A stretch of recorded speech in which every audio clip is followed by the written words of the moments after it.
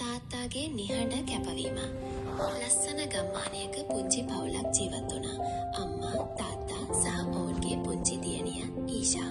අසල්වැසියන් සමග ඉතාමත් සුහදව සතුටින් ඔවුන්ගේ ජීවිතය ගලා ගියා.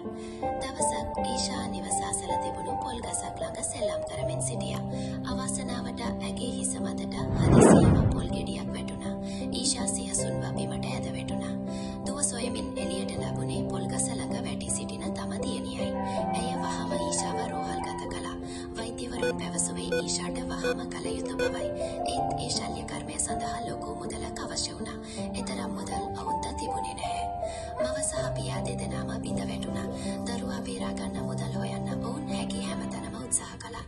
නමුත් එය සාර්ථක වුණේ නැහැ. එදා පියා බිරිඳට මෙහෙම කිව්වා. දවස් දෙකක් තියෙනවා ලොකු මුදලක් ලැබෙයි. දින දෙකකට පසු බොහෝ මුදල් රැගෙන ආවා. ඊෂාගේ ශල්‍ය කර්මය සාර්ථකව සිදු වුණා.